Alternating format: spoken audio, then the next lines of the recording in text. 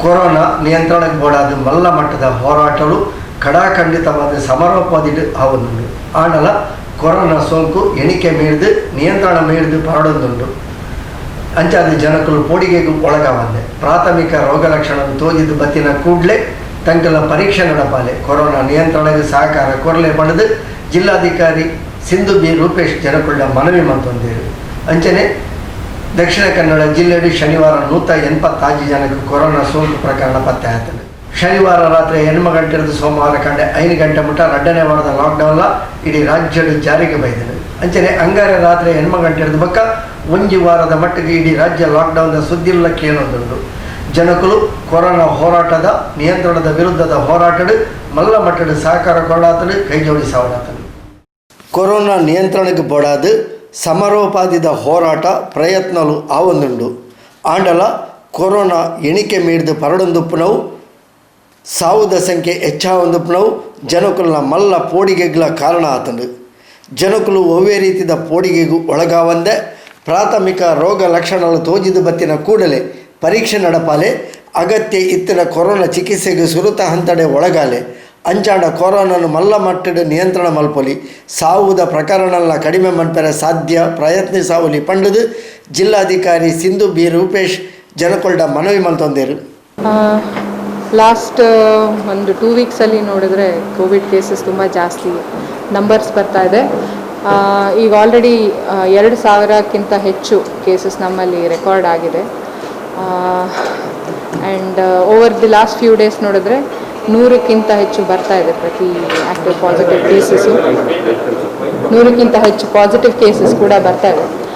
And more importantly death ಏನು report ಆಗ್ತಾ ಇದೆ.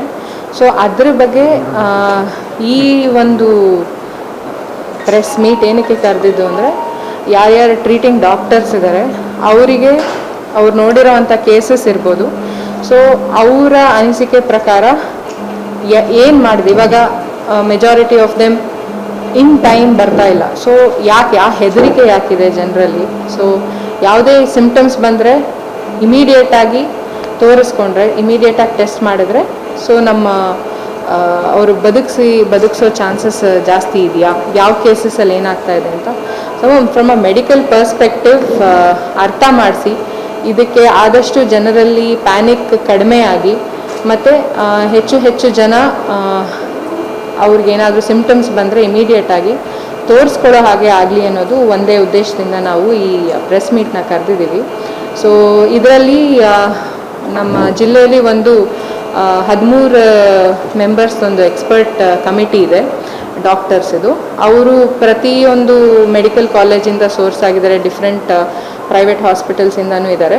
ಸೊ ಆ ಒಂದು ಕಮಿಟಿಯಲ್ಲಿ ಎಲ್ಲ ರೀತಿಯಾದ ಸ್ಪೆಷಲಿಸ್ಟ್ಸು ಕೂಡ ಇದ್ದಾರೆ, ಪಲ್ಮನಾಲಜಿಸ್ಟ್ಗಳಿದ್ದಾರೆ, ಇಂಟೆನ್ಸಿವಿಸ್ಟ್ಗಳಿದ್ದಾರೆ. ಸೊ ಅವರೆಲ್ಲರೂ ಕೂಡ ಇರ್ತಾರೆ. ಅವರು ಕೋವಿಡ್ ರಿಲೇಟೆಡ್ ಏನೇ ವಿಷಯ ಇದ್ದರೂ ಕೂಡ ಅದ್ರ ಬಗ್ಗೆ ಆ ಕಮಿಟಿ ಕೂತ್ಕೊಂಡು ಅದ್ರ ಬಗ್ಗೆ ಡಿಸ್ಕಸ್ ಮಾಡಿ ಪ್ರೊಸೆಸ್ ಮಾಡುತ್ತದೆ. ಈಗ ಡೆತ್ಸ್ ಆದಮೇಲೂ ಕೂಡ ಈ ಡೆತ್ ಆಡಿಟ್ ಕೂಡ ಸೇಮ್ ಕಮಿಟಿ ಮಾಡುತ್ತೆ. ಸೊ ಈ ಡೆತ್ ಆಡಿಟ್ ಕಮಿಟಿಯಲ್ಲಿ ನಮ್ಮ DMO ಅವರು ಇದ್ದಾರೆ. ಮತ್ತು ಸೊ ಇವತ್ತು ಈ ಇದರಲ್ಲಿ any doubts or questions that medically which you may have ಇರ್ಬೋದು. ಮತ್ತು ನಮ್ಮಿಂದ ಜನರಿಗೆ ಏನು ಅಪೀಲ್ ಇದೆ ಅದನ್ನು ಹೇಳೋದಕ್ಕೆ ಅಂತ ಇದೊಂದು ಪ್ರೆಸ್ ಮೀಟ್ನ ನಾವು ಅರೇಂಜ್ ಮಾಡಿದ್ದೀವಿ. ದಕ್ಷಿಣ ಕನ್ನಡ ಜಿಲ್ಲೆಯಲ್ಲಿ ಶನಿವಾರ 186 ಜನಕ್ಕೆ ಕೊರೋನಾ ಸೋಂಕು ಪ್ರಕರಣ ಪತ್ತೆ ಆಯ್ತದೆ. ಶನಿವಾರದ ದಿನ 3 ಜನ ಮರಣ ಪಡೆತೇರು. 29 ಜನ ಚಿಕಿತ್ಸೆಯನ್ನು ಪೂರೈಸಾದು ಆಸ್ಪತ್ರೆ ಹಿಡಿದು ಬಿಡುಗಡೆ ಆಯ್ತೇರು. ಶನಿವಾರ ಮುಟ್ಟ ಒಟ್ಟು ಜಿಲ್ಲೆದ ಸೋಂಕಿತರನ ಸಂಖ್ಯೆ 2034.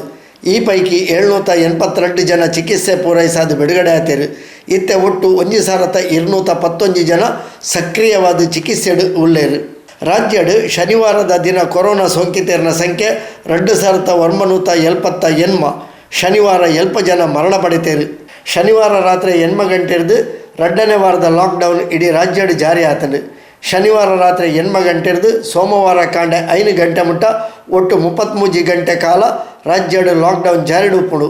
ಅಂಚನೆ ಅಂಗಾರ ಹಿಡಿದು ಬಕ್ಕ 1 ವಾರ ಇಡೀ ರಾಜ್ಯನ ಲಾಕ್ಡೌನ್ ಮನ್ಪುನ ಬಗೆಟ್ಲ ಸುದ್ದಿಲು ಕೇಳೊಂದುಂಡು.